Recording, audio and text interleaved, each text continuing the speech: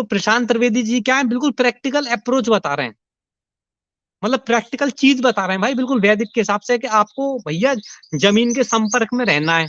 Practical चीज है तो कि मतलब आपका इलेक्ट्रिकल इंस्ट्रूमेंट जैसे होता है, आपका शरीर भी एक इलेक्ट्रिकल इंस्ट्रूमेंट है। तो आप जमीन के संपर्क में नहीं रहोगे तो ग्राउंडिंग नहीं होगी, ग्राउंडिंग नहीं होगी तो एक्सेस चार्ज रिलीज नहीं होगा, तो डिप्रेशन में जाओगे, 100 प्रकार की बीमारियां होंगी। और प्रकृति से नहीं जुड़ोगे तो मतलब कैसे, वो तो सबको मतलब जो ईश्वर भी हैं, तो ईश्वर का जो मतलब ईश्वर की जो आधी शक्ति है उसे प्रकृति बोला जाता है। मतलब ईश्वर भी प्रकृति की मदद से ही संसार की रचना करते हैं। तो मतलब प्रकृति इज नॉट लेस देन ईश्वर, प्रकृति इज एग्जैक्टली इक्वल टू ईश्वर। और फिर वो मतलब आगे मतलब परम, वो हम बाद में डिस्कस करेंगे, लेकिन अभी के लिए बात करें तो प्रकृति जो है ईश्वर का ही हाफ पार्ट है, हाफ।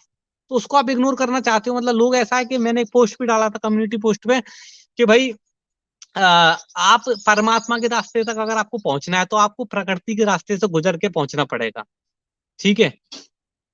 और कोई सोचता है कि हम प्रकृति के रास्ते को बाईपास करके यानी कि प्रकृति से बिना जुड़े ही परमात्मा से जुड़ सकते हैं डायरेक्ट, तो वो निश्चित ही भ्रम में है। भाई आप देख लो, मतलब जैसे भगवान बुद्ध थे, तो भगवान बुद्ध को भी जब एनलाइटनमेंट हुआ था तो पेड़ के नीचे ही बैठ के हुआ था। पूर्णिमा की शायद रात थी उस टाइम पे, तो मतलब प्रकृति से डायरेक्ट संबंध है इस चीज का। भगवान श्री कृष्ण थे तो मतलब प्रकृति के लिए फ्लूट बजाते थे। प्रकृति मतलब किसके लिए बजा रहे हैं, क्या लड़कियों के लिए बजा रहे हैं, क्या गोपियों के लिए बजा नहीं, वो प्रकृति के लिए बजा रहे हैं उस फ्लूट को, क्योंकि वो उनकी आर्ध शक्ति है। तो जो पुरुष और प्रकृति का जब वो कॉम्बिनेशन होता है तो वो आनंद की उत्पत्ति करता है। और आप बहुत सारे एग्जाम्पल देखोगे, मतलब ओशो को आप देखो, ओशो को भी सुनोगे तो वो मतलब कई बार वो मतलब फूलों की तारीफ करते थे, मतलब वादियों की तारीफ करते थे, प्रकृति की तारीफ करते थे। प्रेजिंग ऑफ नेचर, जैसे पीटी बोलते हैं प्रेजिंग ऑफ नेचर, वो ही करते थे।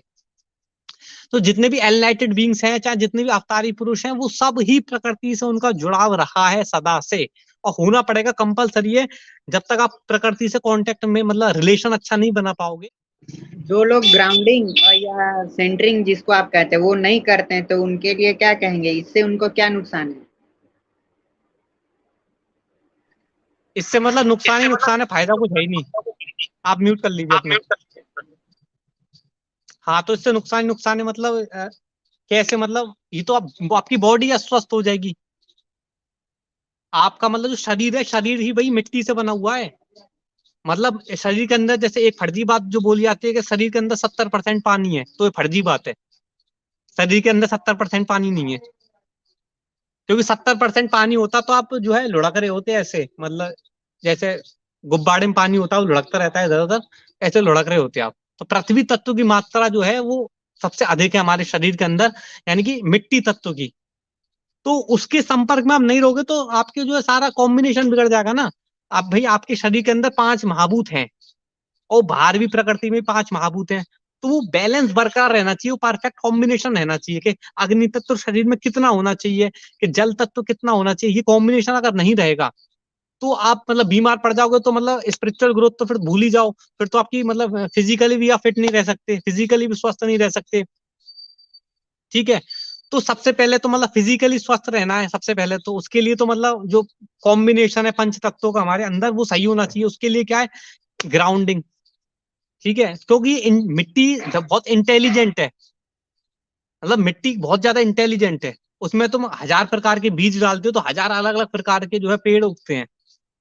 इतनी ज्यादा इंटेलिजेंट है मिट्टी, तो वो आपके शरीर के कॉम्बिनेशन को मतलब बढ़िया बरकरार रखेगी, और आपका जो एक्सेस चार्ज हो जाता है शरीर में वो रिलीज हो जाता है। आप मतलब एक तरह से पीसफुल स्टेट पे आ जाते हो, आप बिल्कुल शांत हो जाते हो, बढ़िया नींद आती है आपको, फिर शांति की नींद आती है। जितना ज्यादा प्रकृति से जुड़ते चले आओगे उतना जो प्रकृति की जो नेचुरल फ्रीक्वेंसी है ना, जैसे जो प्रकृति की नेचुरल फ्रीक्वेंसी है वो है गोल्डन रेशियो, ठीक है, ठीक है। तो वो जो गोल्डन रेशियो वो प्रकृति की नेचुरल फ्रीक्वेंसी है, वो एक इरेशनल नंबर है। इरेशनल मतलब जैसे पाई एक इरेशनल नंबर है ना, 3.14, ठीक है। इस प्रकार से बढ़ता चले आता है अनंत तक, ठीक है। इसी प्रकार से जो गोल्डन रेशियो है, वो जो वैल्यू है वो भी एक इरेशनल नंबर है, वो एग्जैक्ट नहीं है। तो उसके जितने उस इरेशनल नंबर के जितने क्लोज आप चलते चले जाओगे, उतना ज्यादा मतलब यह है कि आप प्रकृति की जो नेचुरल फ्रीक्वेंसी है उससे अलाइन करते चले जा रहे हो। तो उसके लिए मतलब वो ये प्रकृति से जितना ज्यादा फिजिकली कांटेक्ट में रहोगे, जैसे पेड़ है ये, ठीक है, पेड़, मिट्टी है, मतलब एवरी जो भी प्राकृतिक है सबके ज्यादा फिजिकल कांटेक्ट में रहना, मतलब मिट्टी है तो बिल्कुल लेट जाओ जमीन पे, उल्टे होकर लेट जाओ, मतलब बिल्कुल जैसे बीच पे लेटते ना ऐसे लेट जाओ।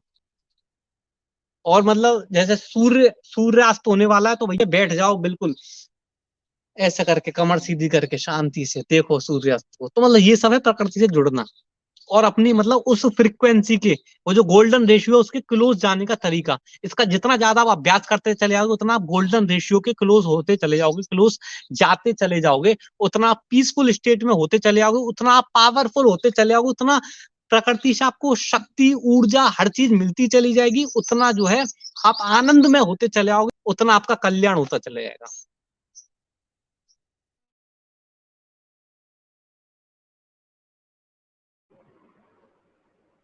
इसका जवाब आपने काफी अच्छे तरीके से और गहराई से दिया है। और प्रकृति के साथ जुड़ना तो पड़ेगा ही, आप चाहें या ना चाहें। आप नहीं भी चाहिएगा तो प्रकृति फिर आपको मिटा देगी, उसमें क्या है।